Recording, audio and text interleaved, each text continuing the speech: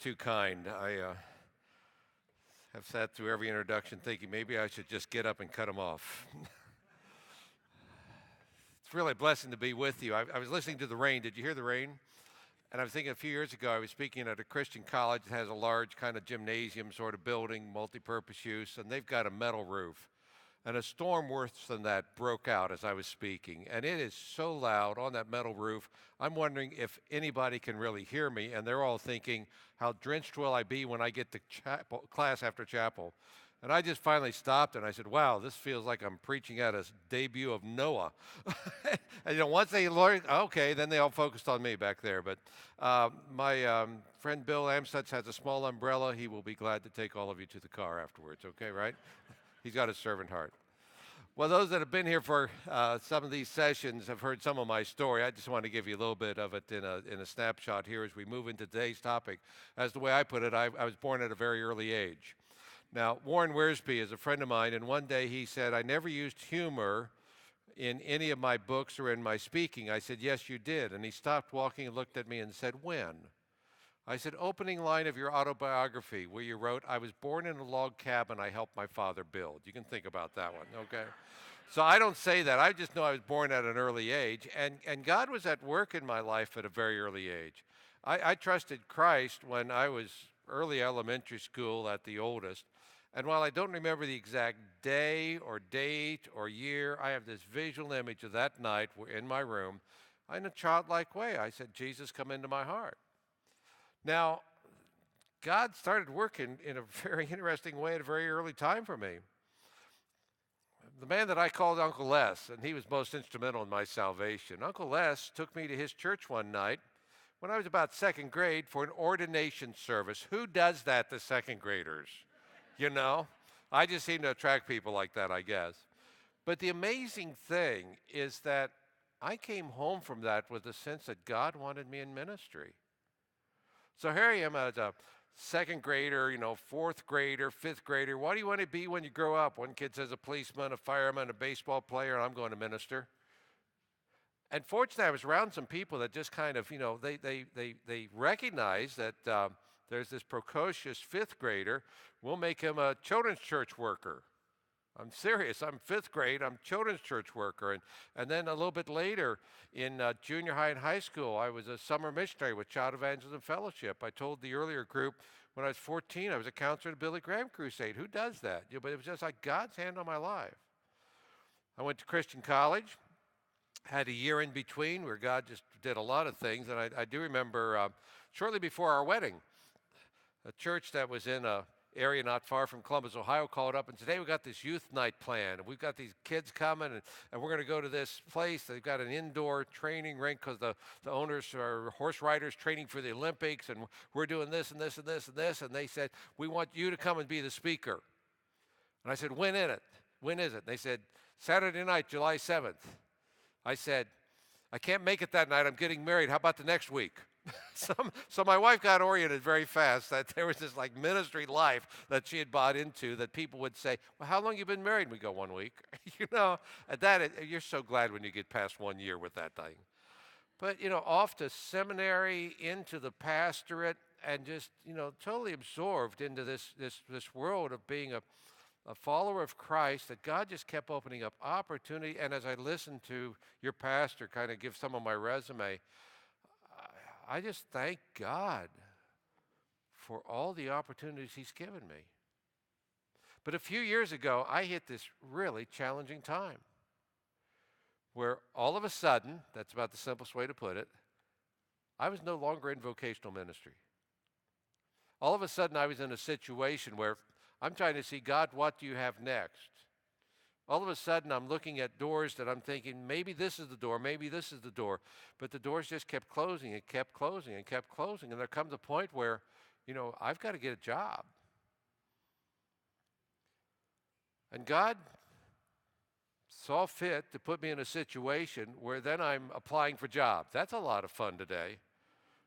You fill out something on the internet, and hopefully you use the right words so that the computer picks it up and lets somebody see it. And finally, here I am with, my doctorate degree and everything else, working as a used car salesman. One of my friends called up and said, I used to be a cell phone salesman, which is just above a used car salesman. I'm going, thank you very much, you know. And I would drive to work wearing my used car salesman outfit. I wore that on Halloween and went door to door to scare people. Hi, I'm a used car salesman. I take the candy and get out of here. But but I just would. I'd go into by the mirror and I'd put my name tag on. I'd look at the logo for the dealership and I'd think, God, what's going on here? I started meeting people like I had never intersected with before. And one day, one of my friends who had she had moved from selling cars over to selling real estate, and she said, hey, the Harley Davidson dealership needs a salesman. You always enjoy connecting with the bikers. Why didn't you go up there? This is what I wore to an interview at a Harley Davidson dealership, and I said to the operations manager and sales manager, what do you wear for an interview at a Harley dealership? And in spite of being there with my blue blazer on, they hired me. And so then it was like blue jeans with their logo shirt, and then the other salesman busted me about, hey, guy, shirt tail out in sales. So I'm like, okay, untuck, untuck. So I went into the untuck world of a Harley Davidson and just was just like, God. We got a new salesman, and he's about 3 or 4 days into work. He's 6'4". He's my friend I told about, never shaves his goatee, never trims it, because when he smokes and he rides, the wind blows it up and it just kind of burns it off. And so he's standing next to me like this 6'4", 250-pound total biker, and he's just talking to me a little bit. And then he looks up. He's only known me for 3 days, and he goes, what are you doing here? I said, well, I wonder the same thing.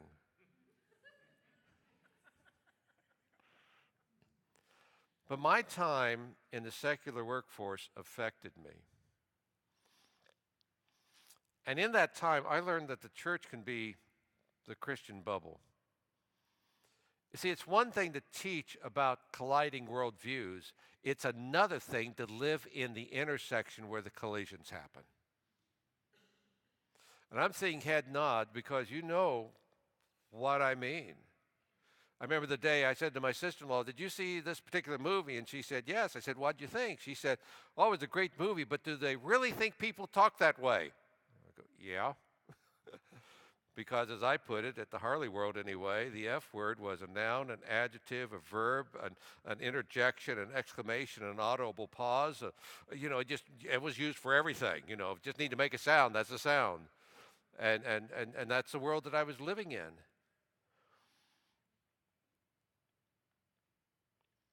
And that dynamic of the disconnect of when I was inside the 4 religious walls and now I'm out in the marketplace, was something that God used powerfully in me. And that little phrase, the Christian bubble or the gospel bubble, I want to show you where I learned that, because I learned that just within the last year. So we have a video clip that I hope challenges you as we begin this time together as it challenged me.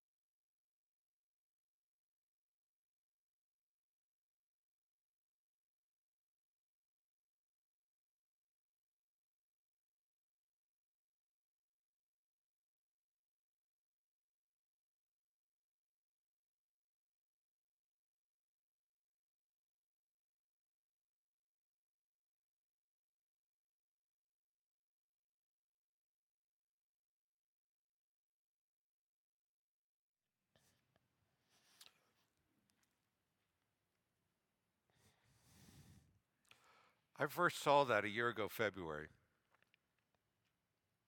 and it still impacts my heart.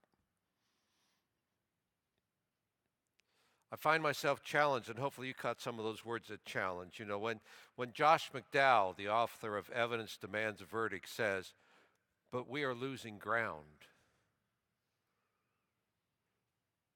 When I listen to Chad Hovind as he says that phrase that convicts me so much, we step over people that we have known for years to go talk to somebody that we don't know.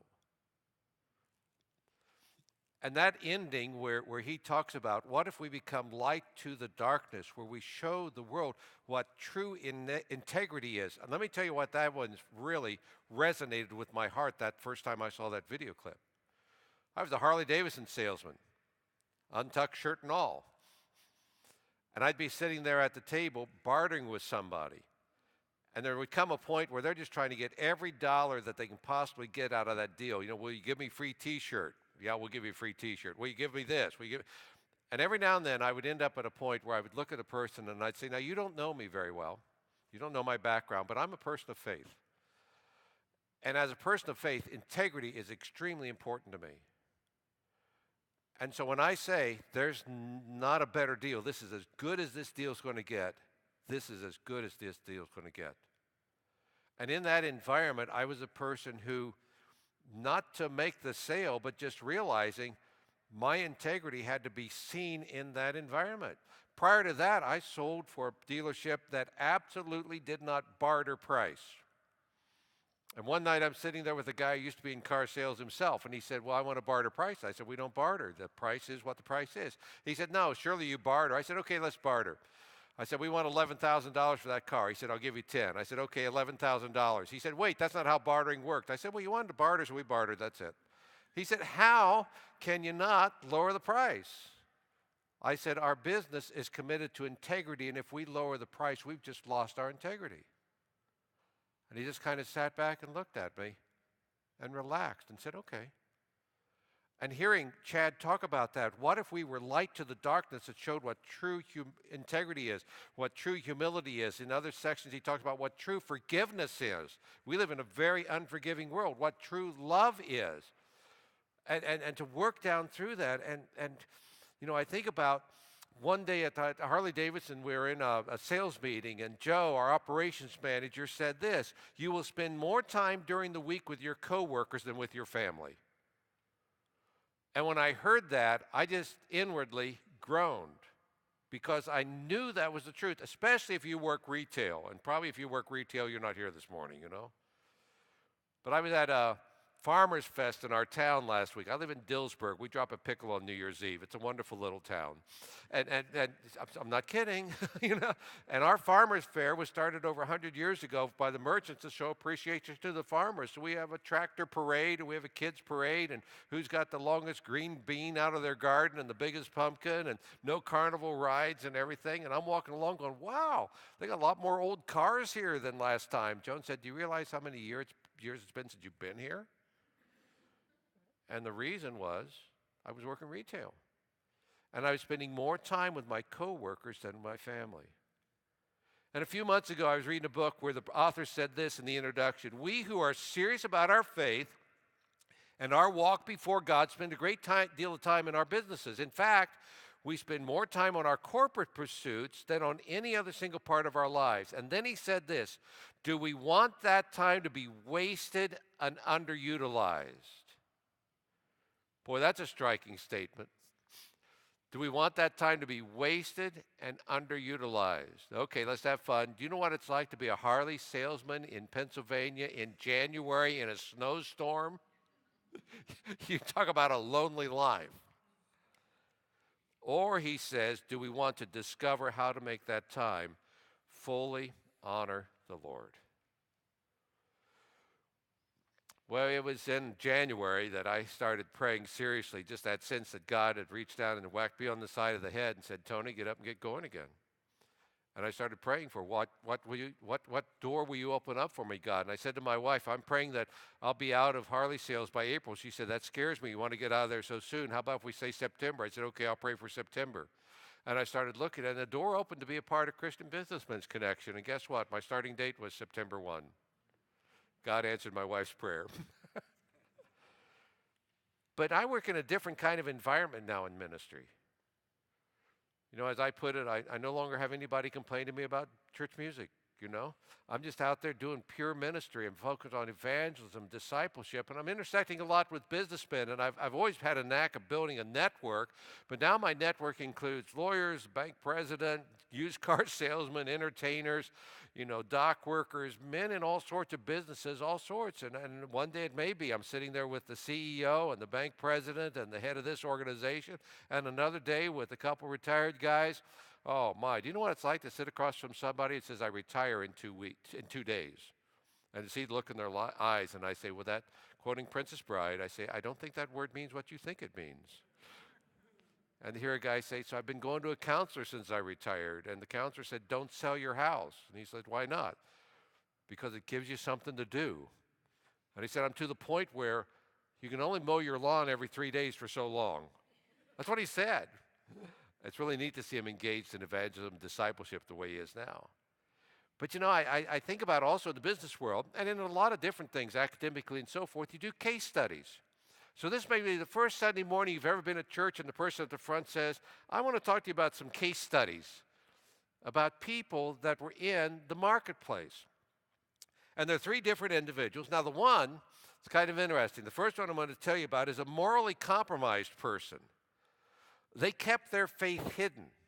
Morally compromised, faith was hidden, and they finally, under pressure from a relative actually, under pressure, they finally made their faith known. The second case study I'm going to do with you is about another person of faith. They were in a family business. Family businesses are interesting because, you know, you ever heard that old word or that old phrase, nuclear family? Because some days they really are like, you know. And I know my son-in-law's in a family business. I'm kind of like, hey, I've got consultants going to help you really line things up here well now. But we're going to talk about this person. They were in a family business. Now, they were known for their faith. There finally came a day that they took a stand for the faith, and they ended up in jail as a result. And the third case study I have is about a government worker who was under great pressure to compromise his belief. These case studies are interesting. By the way, just put this one down in your notes.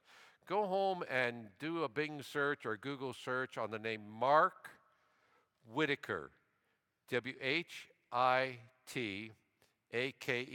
Mark Whitaker. A few months ago, Forbes magazine said, if anyone deserves a pardon from President Trump, it's Mark Whitaker, who wore a wire for 3 years, day after day after day for the FBI, ended up 9 years in federal prison. That's our COO at CBMC, okay? You can read his story, The Insider. They even made a movie about it. But you know, it's just interesting to meet somebody like that the difference the faith often made or ultimately made. But from these case studies, we're going to learn about this morning, we're going to learn about how to make our time in the marketplace fully honor the Lord. So in the first case study, all right, are you with me? You're saying, man, this is academic. I thought this was Sunday morning. So the first case study is the hidden believers need to make themselves known and noticed. And that's the way I like to describe it. Because there are people that know Jesus Christ as Lord and Savior. They may be in church today, but when they go to work tomorrow, if I were to go to their co-workers and say, hey, does that person, are they a Christian? They might say, I don't know. You see, when I was at work at Harley, I looked around and I did not know anybody else in the employee ranks that went to church on a regular basis. Now, maybe there were, but they weren't known and they definitely weren't noticed. And that's the case with this first caseworker. And sometimes people like to read the entire document that I'm citing. So if you have Google or Bing, I'm going to give you what you put in order that you can find this case.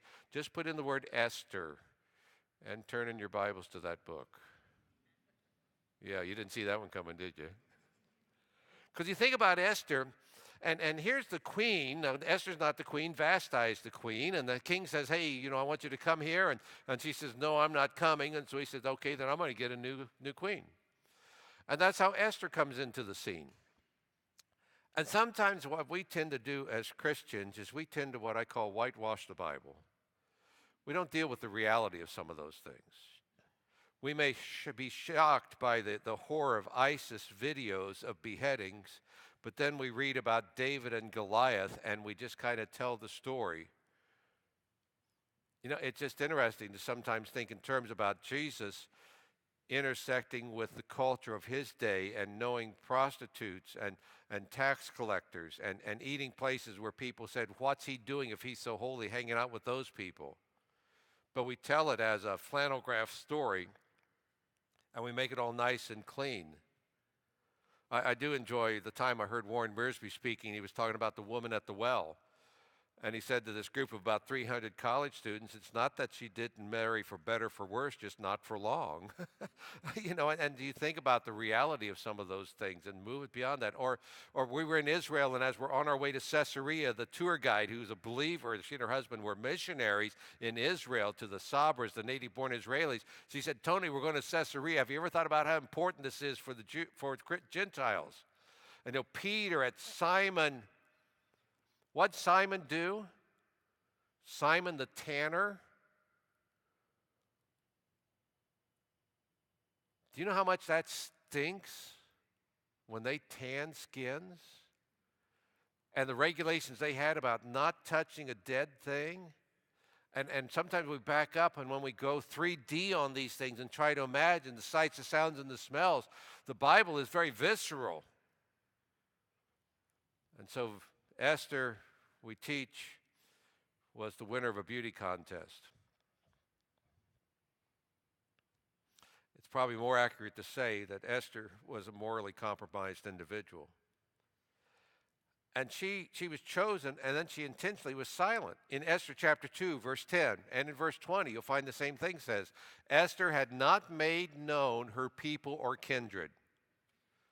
She hid her faith.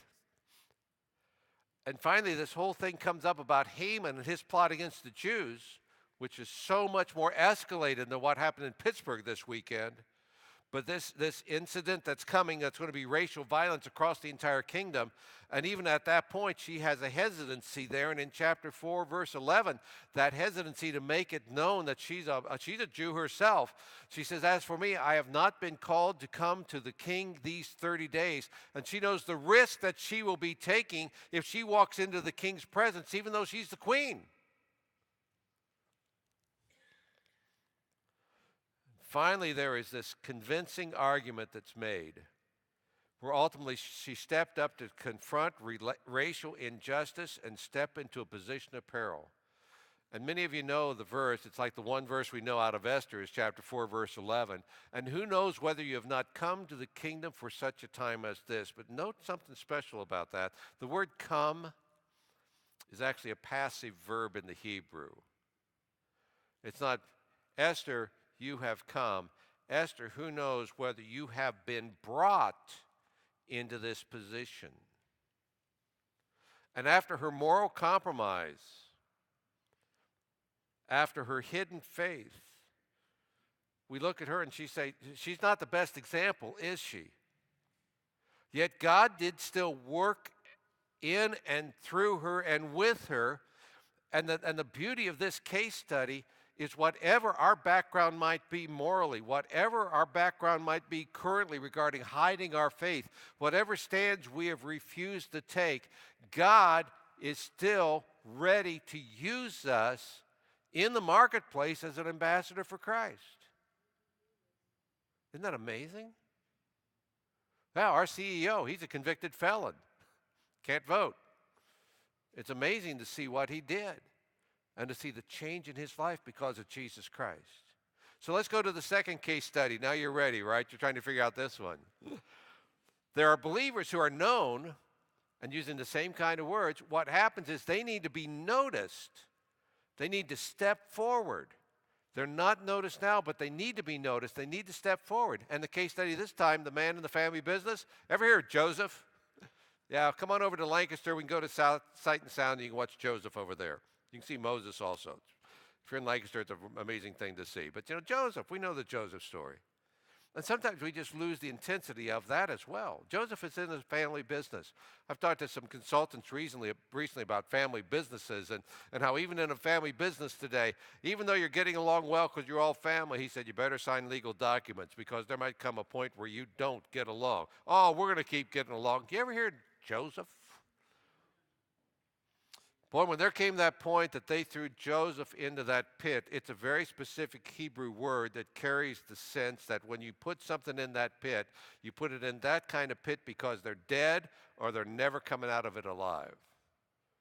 But you talk about civil conflict, family conflict, that they, come on, let's not whitewash it. They sold him to be a slave. I live near Gettysburg.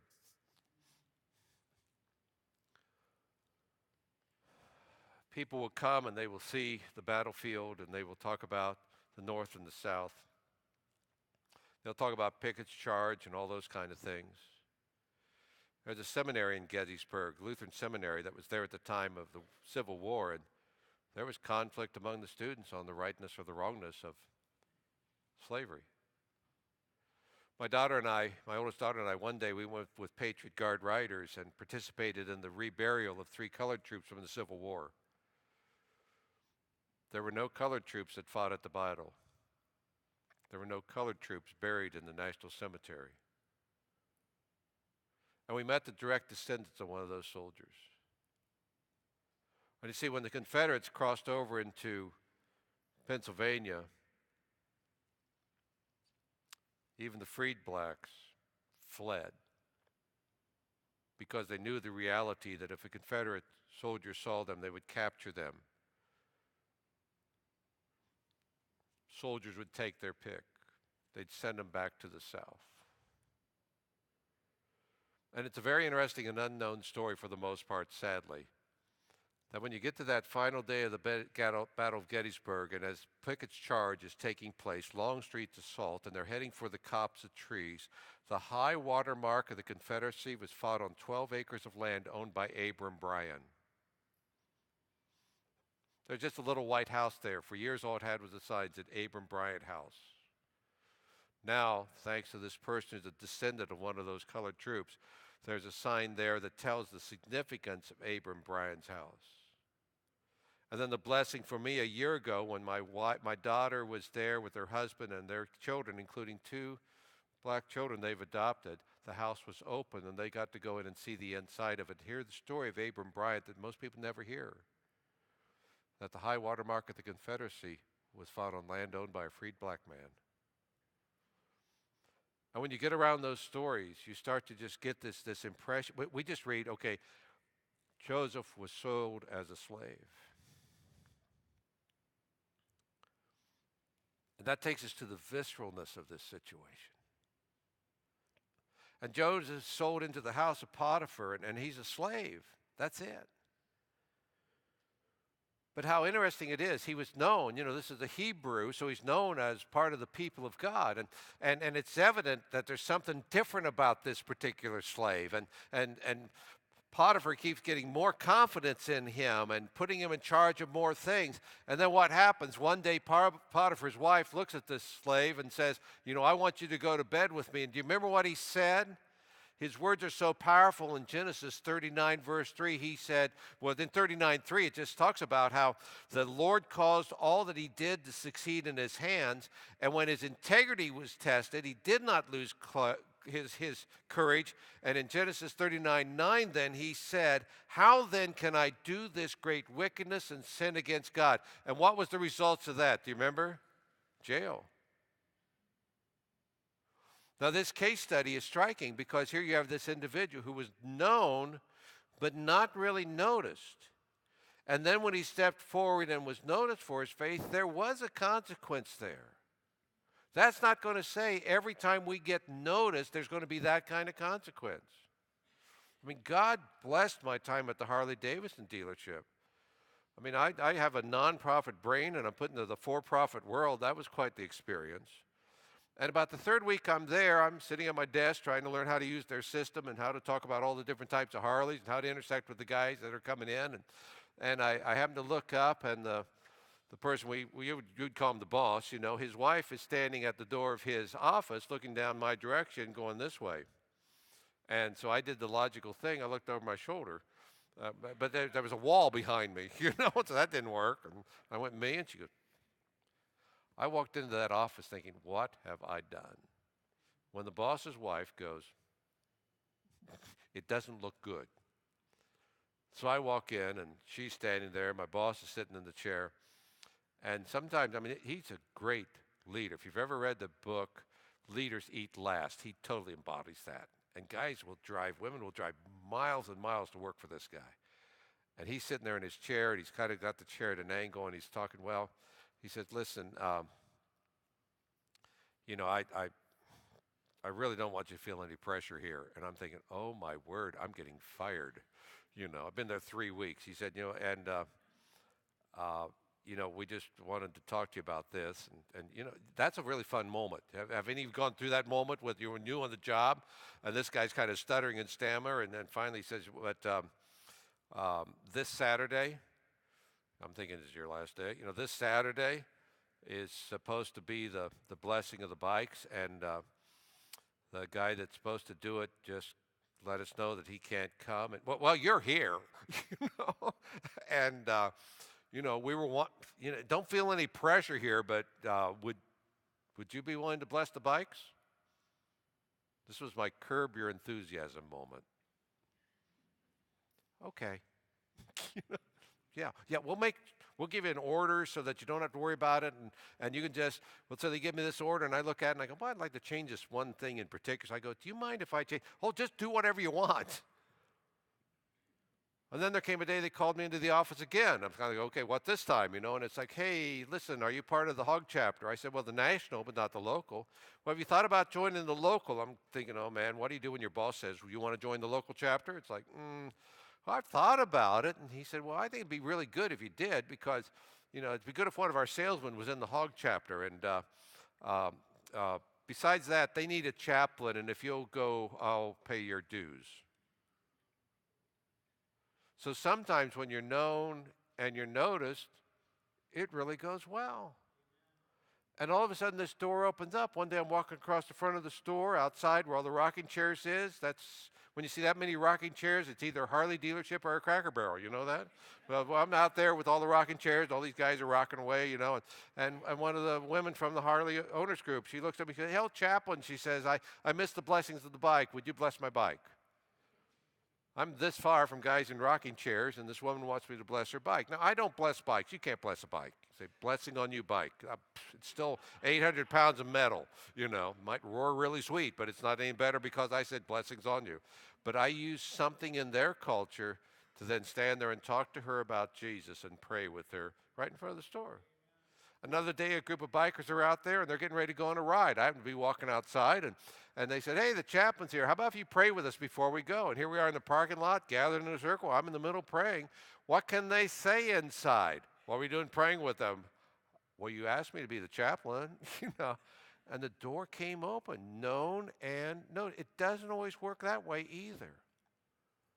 But the bottom line of this case study is when we think in terms of our interactions with this world in which we live, we need to be people that will step forward and not only be known and be noticed. And then the third case study is this believer who was known and noticed, and that's the kind of believer that makes sure they do not lose their courage. In this case study, if you're still having to use Google and Bing, his name is Daniel. And Daniel was a government worker who was under pressure to compromise, and he did not. You see, his background was definitely known. And it's kind of interesting what happens in chapter 1. There's Daniel and 3 other guys. So I'm going to mess with you for just a bit. Is that all right? Because I've got a plane ticket out of here, so I can mess with you, and I'm gone, Do you remember the names of the other 3 guys? That's exactly what I thought you'd say. Shadrach. There we go. Now we're over to Hananiah, Azariah, and Mishael. But if I'd said Daniel and Hananiah, Azariah, and Mishael, you're going, who are they? But it's kind of interesting. All four of them had their names changed. Daniel's name was changed, but for some reason we still call him Daniel. But the other three guys, we decided to call them by the changed name. And right at that very beginning, they set themselves apart. And you'll find there was pressure on Daniel where somebody said, you talk about literalists. The person said it was a good thing that the king only commanded them to be thrown into the fiery furnace, that he only commanded Daniel to be thrown into the lion's den. Because if he had commanded them to die in the fire furnace or die in the lion's den, he wouldn't have gotten his way. But he could get his way to that point. He's thrown in, okay, then I can let him back out now. But God doesn't always work that way either. But even if we are known and noticed, that importance of not losing our courage. And Daniel's clear identification and prayerful action strengthened his influence with the king. And I really believe that God has commanded us to be both known and to be noticed. Look at 2 Corinthians chapter 5:20. Now this is the theme verse of the organization I'm with. We'll talk a lot about Matthew chapter 19 verses 28, Matthew 28, 18 and 9. It's in the Bible. You can look it up, all right?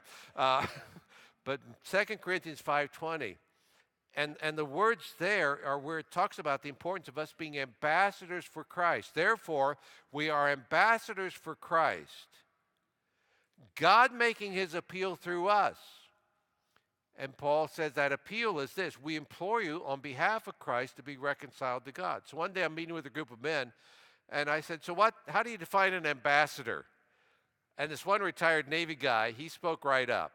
He said an ambassador, and we're going to put this definition up here for you, an ambassador is described as a person who creates or corrects perceptions and conceptions. Now, we usually hear the quicker, easier version of an ambassador represents. But I listened to him say that, and I wrote it down, and I came back to him later. I want to make sure I get this. Ambassador creates or corrects. Okay, if you just take the one, you would send an ambassador to a foreign country, and they are there to really be that representation of that country for which they're the ambassador, and they're going to create those perceptions and conceptions. Or they're going to be correcting them. And we just expand it by filling in those parentheses to say that an ambassador of Christ creates perceptions and conceptions. Sometimes an ambassador of Christ corrects perceptions and conceptions. And maybe you've experienced that where somebody, oh, you're a Christian? You know, I thought Christians would be like, and you're kind of like correcting. Or somebody that maybe doesn't really know what a Christian really looks like, and you're creating. And this is the dynamic of what God is saying to us. It's not for us to stay in the Christian bubble.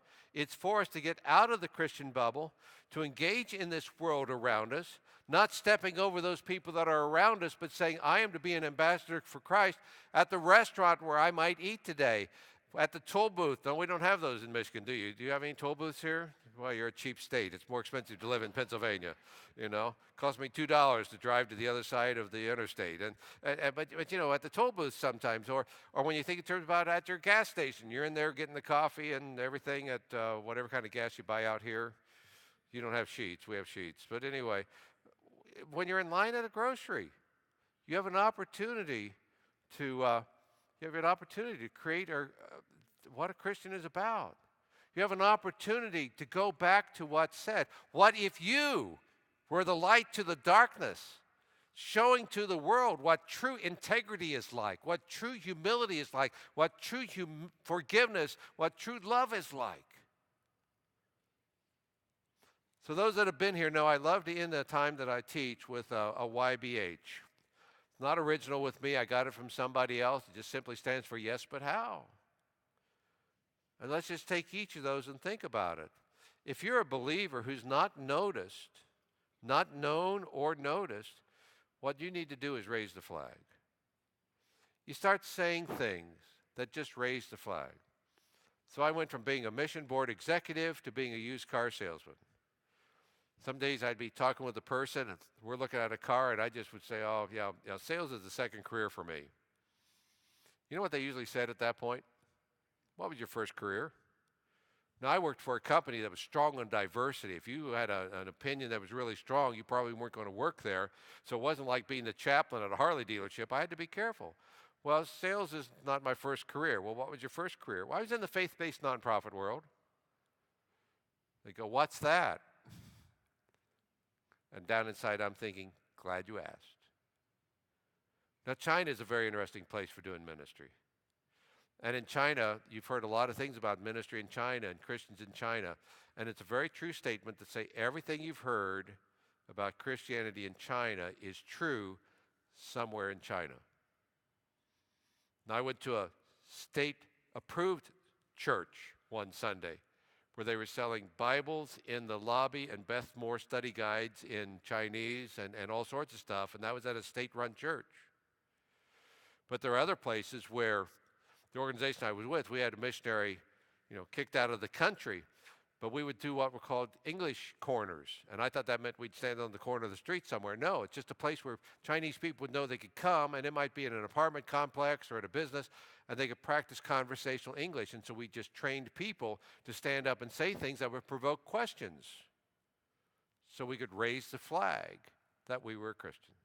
Some of you already heard this, but the story's too good not to waste it again. One of the guys I work with is an entertainer, and he has so much fun. He's a gifted entertainer. He's gotten a lot of the Best of Harrisburg awards, and he loves raising the flag. Now, he's an entertainer, so he sings at a lot of places. One day, Joan and I are at an apple orchard listening to him sing.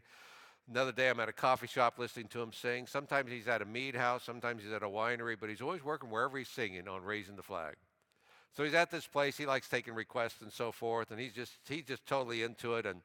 And he's always wanting to just do things that raise the flag. And this guy at the back of the crowd raises his hand, and says to my friend, he says, I'm a believer. And Kurt goes, yeah, I'm a believer too. And he's thinking, yes, they found out I'm a believer. And the guy in the back goes, no, I'm a believer. And Kurt goes, yeah, I get it. I'm a believer. He goes, no, by the monkeys. And it's just this interesting moment of Curtis like, oh, okay.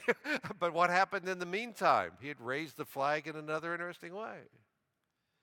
But there's a second thing where we need to earn their ear. We need to earn their ear. Not just grab their ear, not just take over their ear, but earn their ear. And I have another video clip that I want you to see that is fascinating on why I use this phrase, to help you understand why I use this word, earn their ear.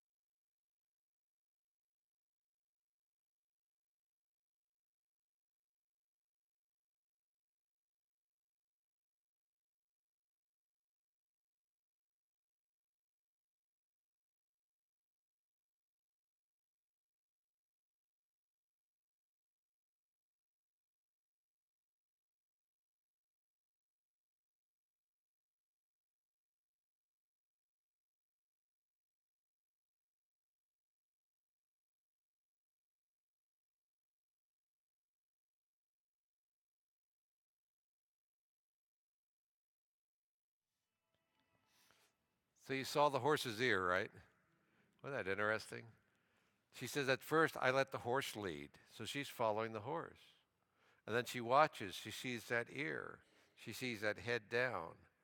There comes a point where the horse starts to follow her, and she's got that connection point.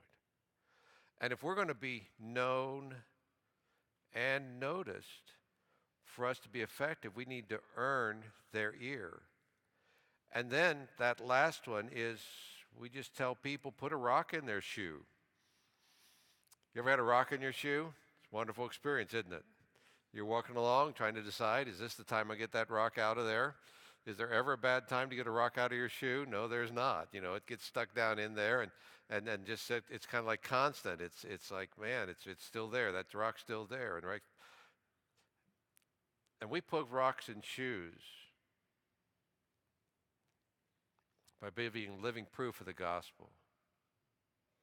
Apologetics is a needed thing, that's for sure. But there's sometimes we may not feel that capable in apologetics, and that's why we can rejoice in the idea that God is happy when we are living proof of his gospel. And going back to what Chad says, and I say it so often, that we can put a rock in their shoe by showing true integrity, true humility, true forgiveness, and true love. And the bottom line of these three case studies, and the bottom line of this weekend that I've had the opportunity and the blessing to spend with you, is that God can use us. He can use us, whether we've been hiding our faith, whether we've been known for our faith but not noticed, or whether we've been bold in our faith. And my challenge is it's time for us as followers of Jesus Christ to expand our comfort zone and commit to that central task of joining Jesus in his mission. He came to seek and to save the lost. And keep in mind that almost all of his ministry, over 90% of his ministry, was not in the four religious walls of the synagogue, but in the marketplace.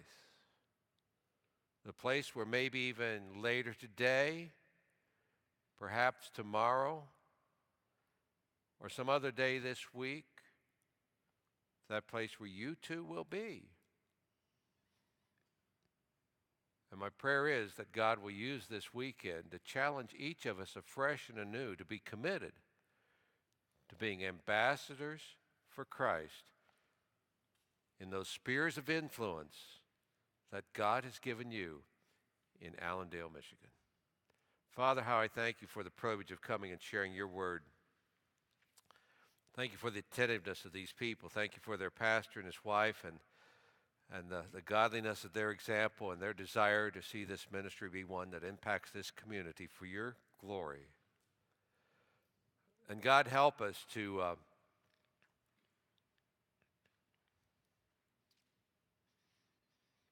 be able to say what the Apostle Paul said.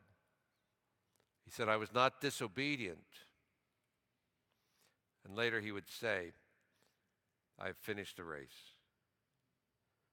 God, may we be faithful to carry your word within our spheres of influence to friends and neighbors, acquaintances, passerbys that need to know the truth that Jesus died, was buried, and rose again so that they can know without a shadow of doubt their sins are forgiven and they're on the way to eternity with you. For it's in Jesus' name we pray. Amen.